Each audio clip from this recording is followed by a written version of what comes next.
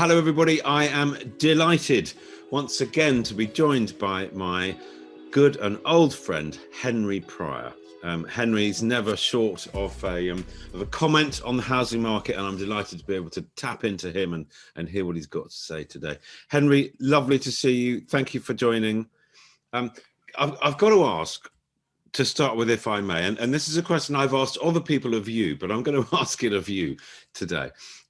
I have a digital business at Move IQ, and I work as a television presenter. But it seems to me that you generate more tweets and more column inches and probably appear on television even more than I do. And I sit here and I think, does Henry ever do any work? Does he actually ever get any deals done? But I did see a tweet of yours back end of last year where you'd done 19 deals. Was that right? That is prolific.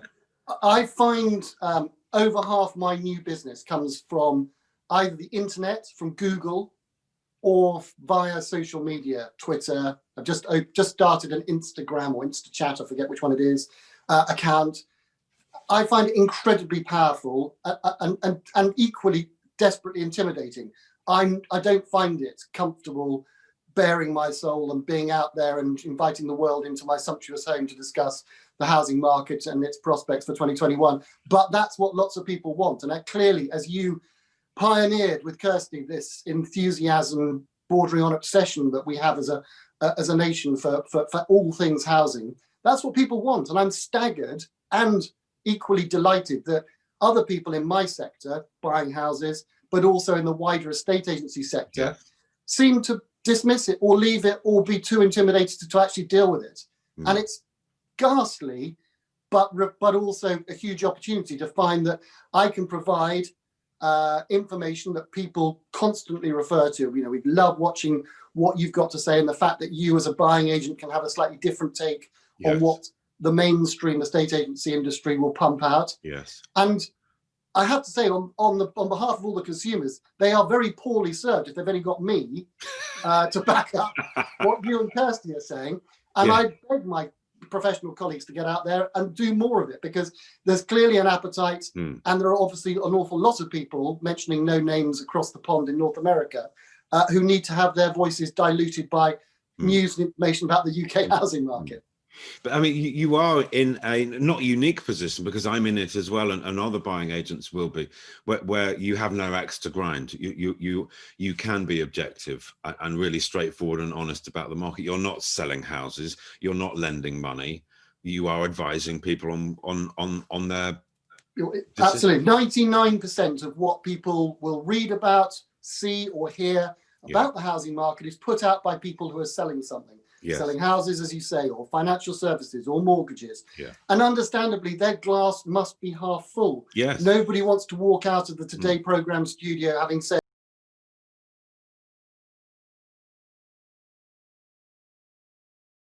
emailing and calling, saying, what on earth are you doing? I want you to get out and sell. So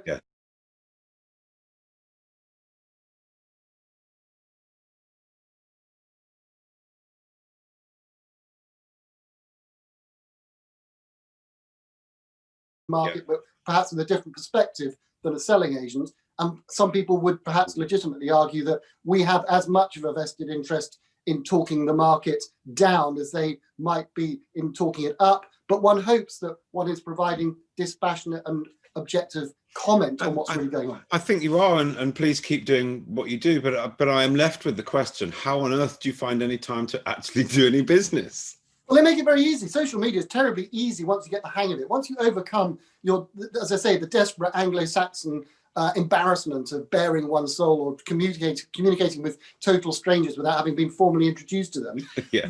Once you get past that, then it's all very easy. It's all on your phone. It's on your mobile phone, on your tablet. These days, you know, here we are, we're using Zoom, as many of us have learned all to do over the last 12 months. What a difference a year makes. But social media, a comment, something. People often ask, what's the secret to social media? As far as I'm concerned, it's a bit like walking into a pub. You don't want to be that loudmouth, slightly over-refreshed guy at the bar holding forth. Equally, you don't want to be the slightly disconcerting individual saying nothing in a corner, looking a bit furtive. But if you've got a comment, if you've got something to say, then people are interested, genuinely interested, as we see from all those Channel 4 programs that try and follow what you have done so successfully. It has been or was a strange year, given that it's a fairly given that a housing market is driven by sentiment, and you would have thought in the middle of a pandemic, sentiment would have been dragging along the floor, but there we were, everybody flat out, incredibly busy, and well, average prices according to Nationwide up 6.5% across the year.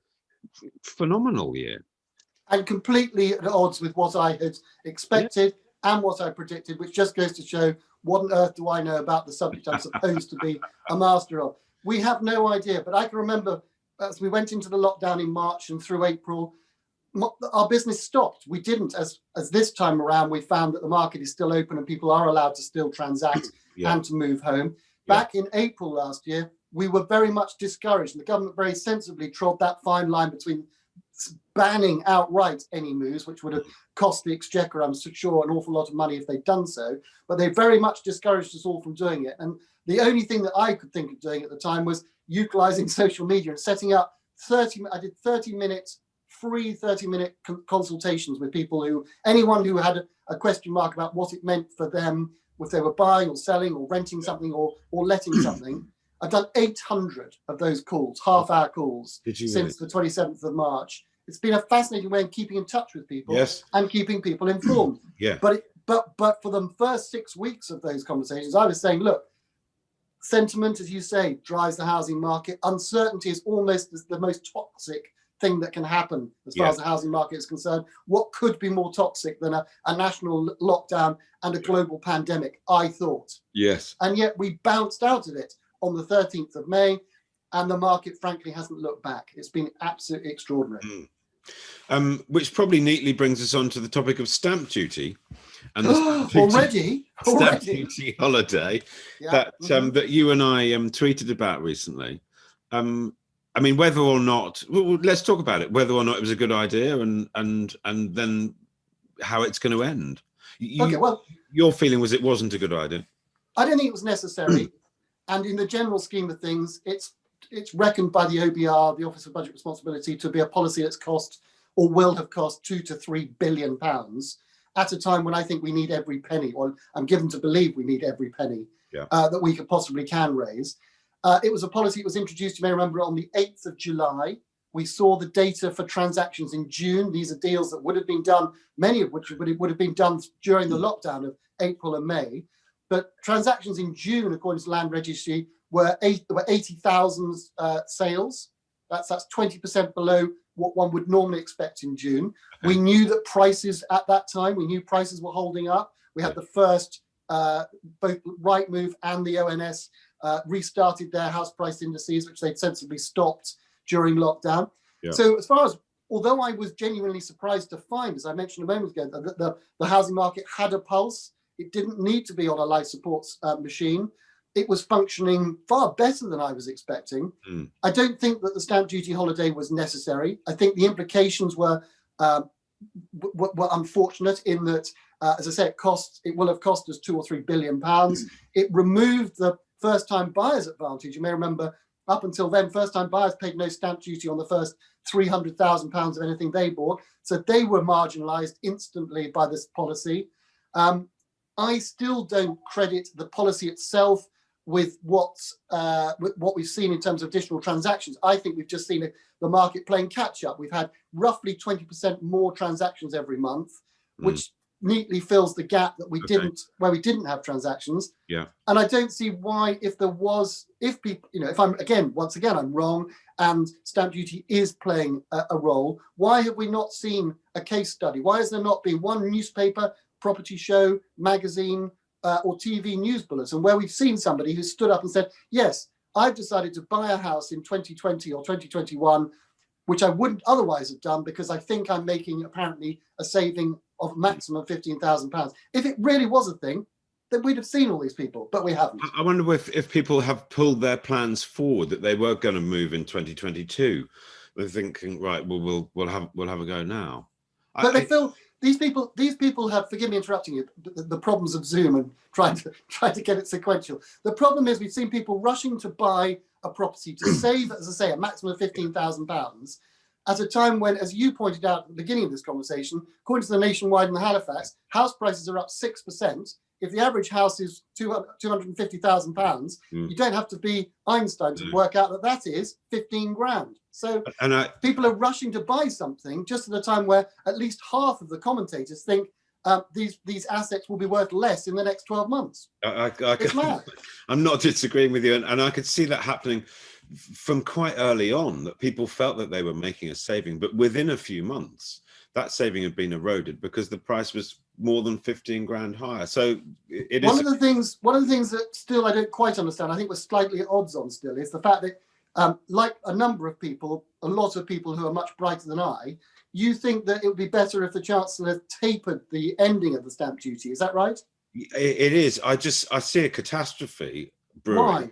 Because I feel if it all happens on a single day, everyone will be focused on that day.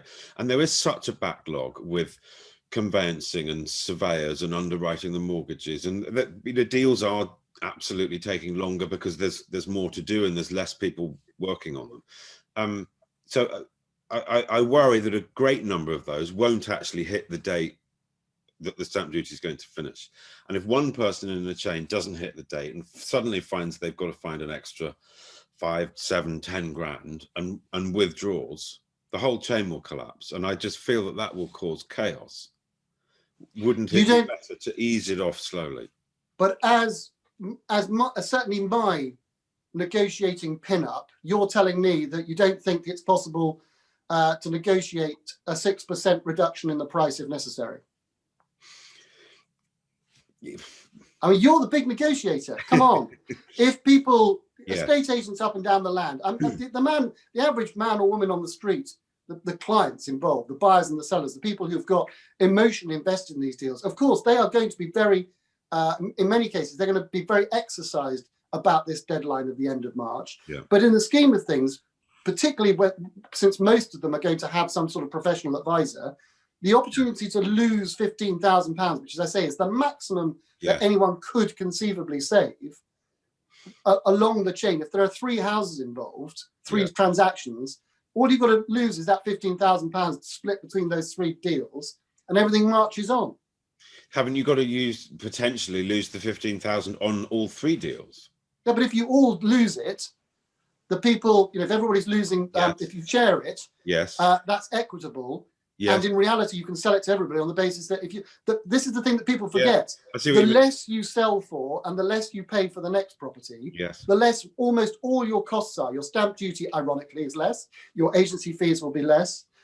Almost everything that you pay for moving and buying and selling a house is based on the values. And I think that professionals ought to be able to finesse that sort of thing actually much better than we have all thought. Yes, no, absolute point taken. If everybody dropped by 15 grand in the chain, then I'd still see it as utter chaos.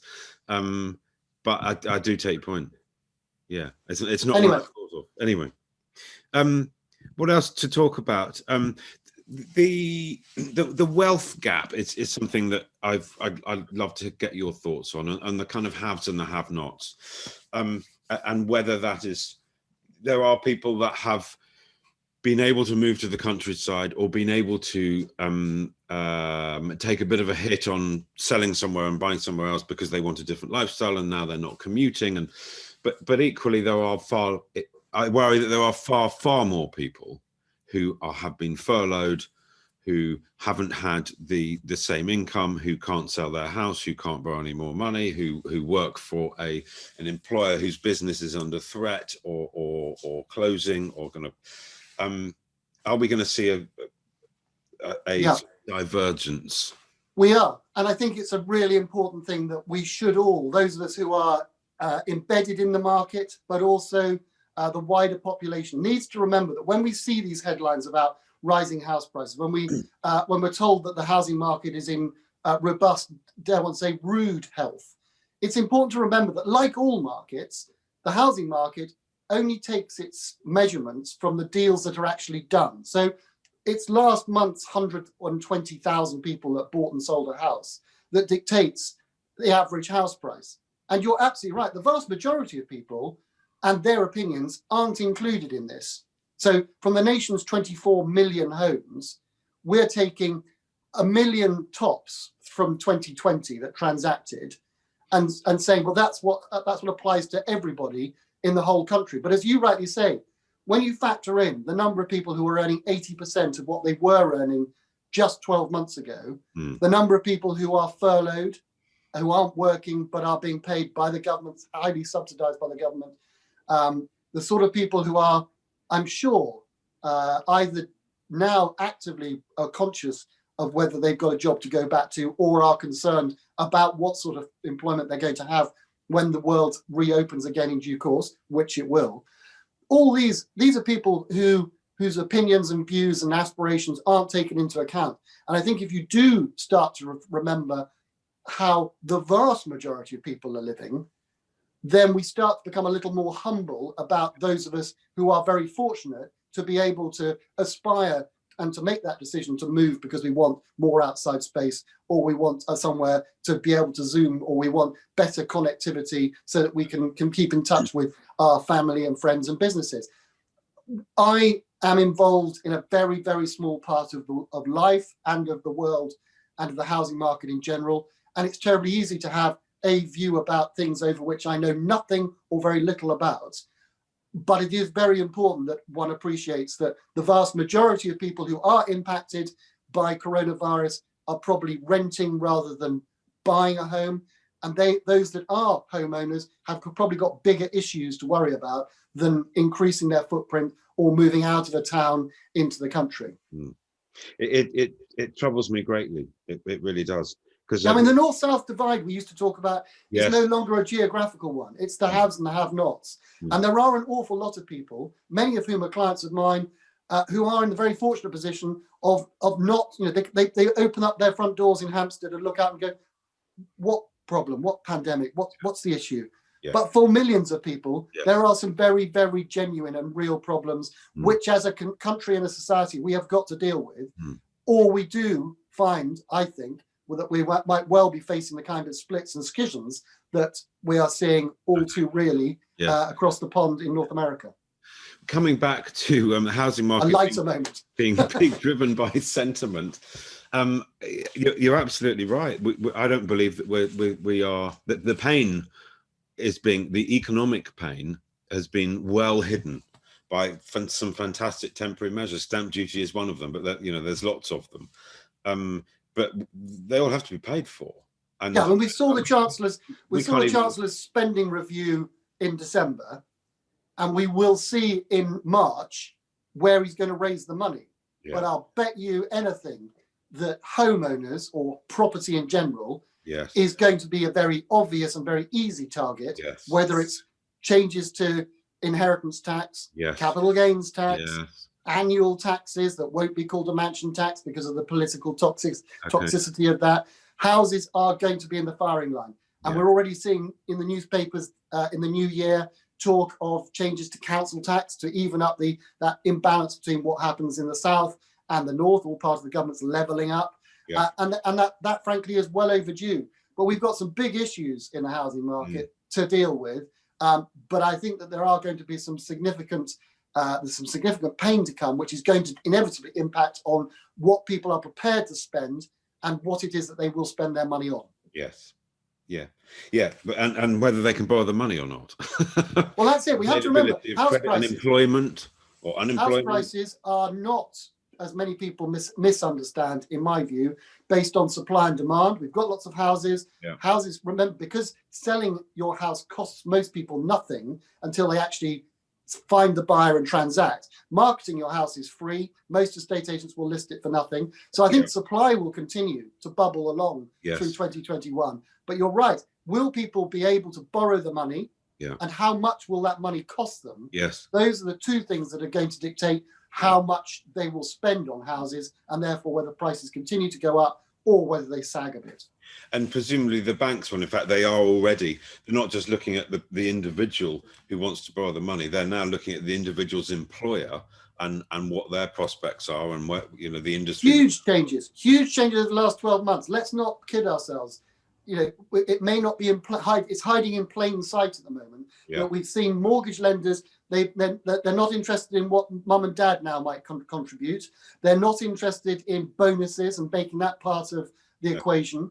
For as long as I've been in the business, which is slightly less time than you, Phil, obviously, but in my 37 years in estate agency, Barclays has always been that one mortgage lender who would always come, good times and bad, would always lend 5 or 5.5 times income to the right clients, to their right customers. But 5.5, that's gone. They now only, their best offer, I believe, is 4.4. HSBC down to 4 times income.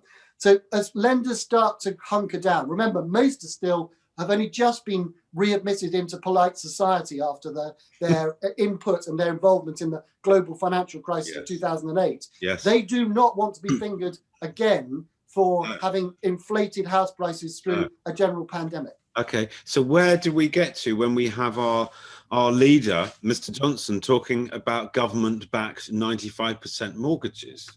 We put our heads in our hands. We do a bit, don't we? Because we have a situation, it seems to me, interested in your thoughts, where the banks, as you just said, the banks are going, actually, you know, we're about the risk and lending money and assessing risk, and we're not quite comfortable about lending 95%.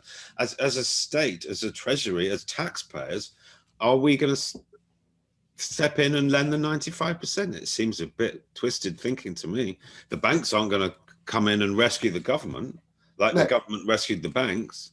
No, I mean, it would be a desperate mistake in my view. You know, clearly, what do I know? But in my opinion, it follows hard on the heels of the merits of Help to Buy, which I'm publicly known to be not the biggest fan of any longer.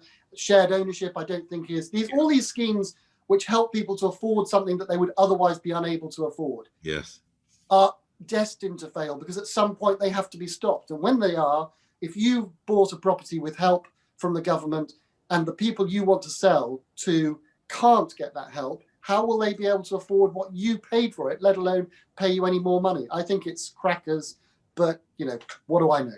Well, we're not economists, Henry, but or politicians. History suggests, I mean, you look back at Thatcher's governments and they sold off all the council houses, and now we don't have any.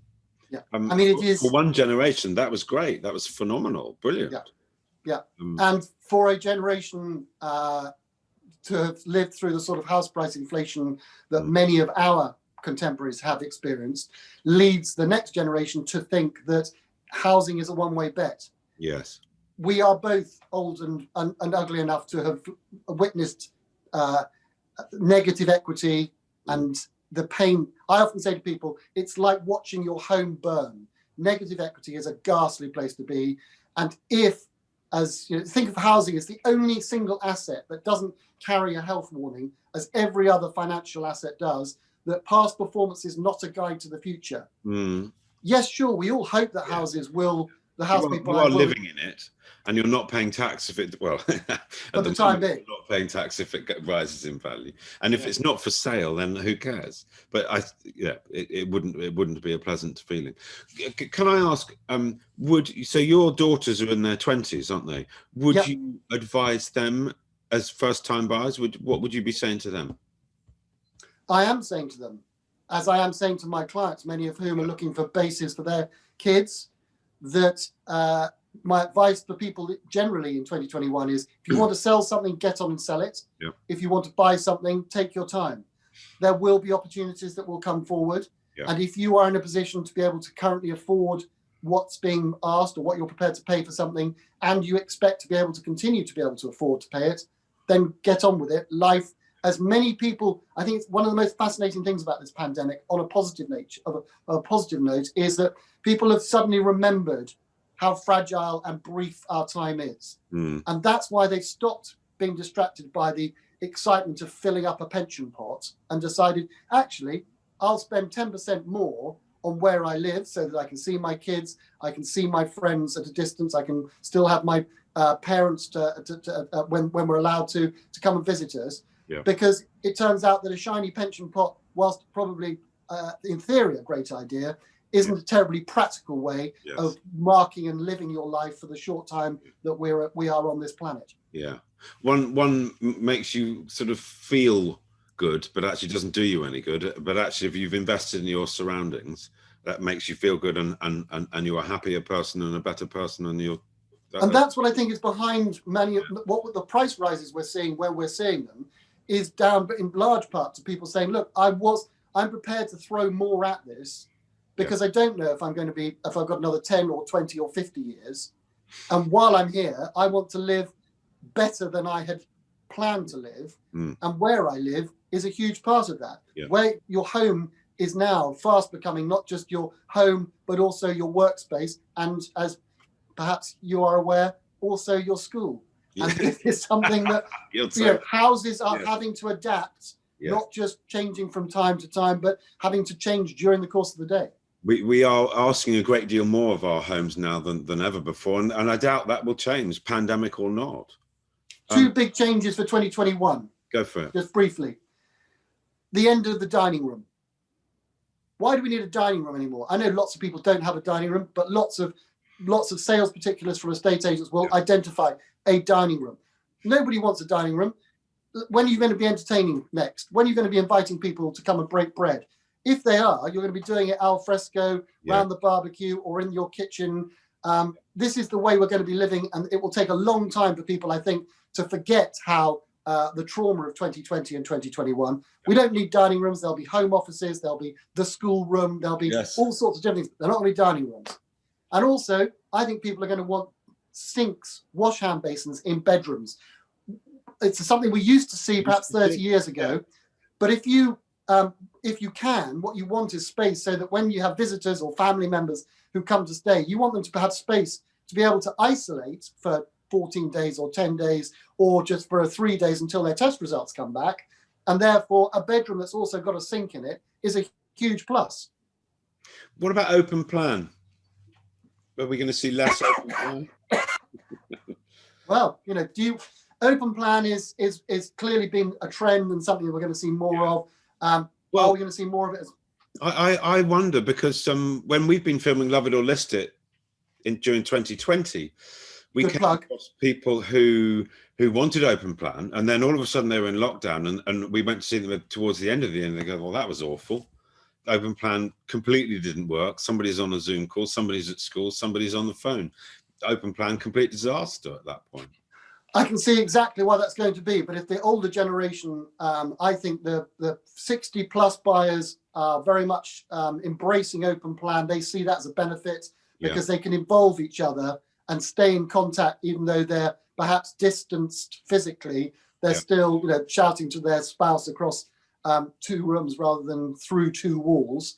But I agree, for most people and for the nation's housing stock, what we need to celebrate and remind everybody is that the nation's housing stock is so flexible and it can provide all these different things, provided you get the basics right. So good comms, the broadband connectivity is so important for all these things, business, social, and education.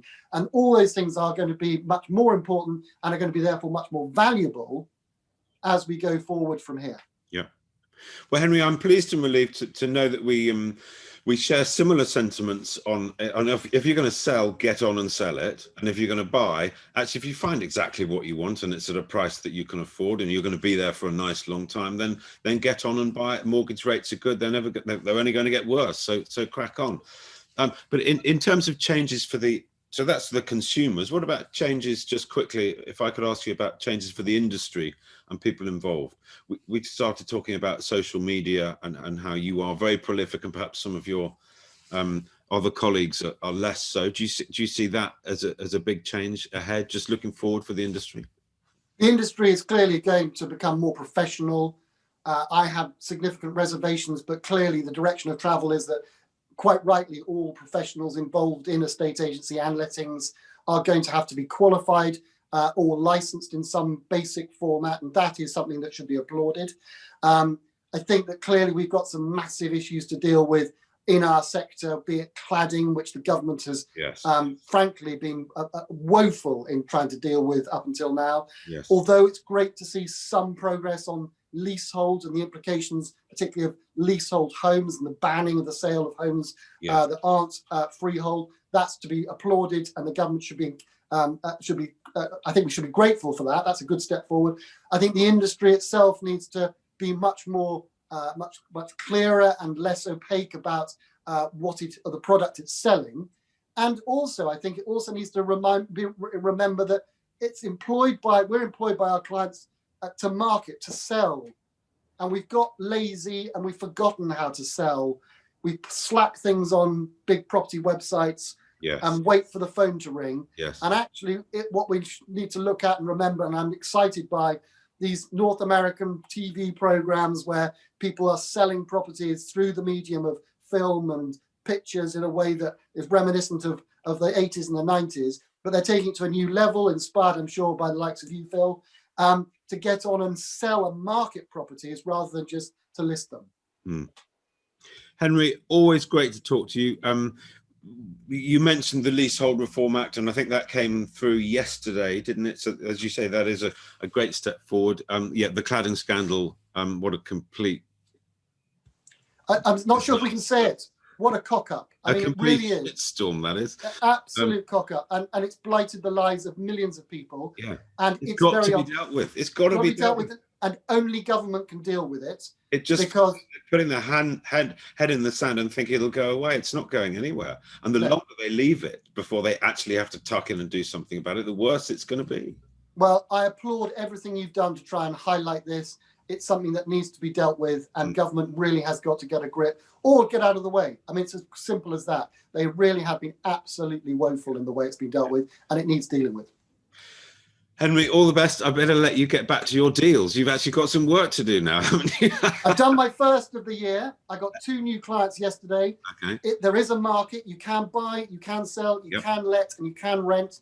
Get advised, and if you get some sensible advice and you're prepared to pay for it, then things like the end of the stamp duty holiday shouldn't be as much of a problem as some people suggest.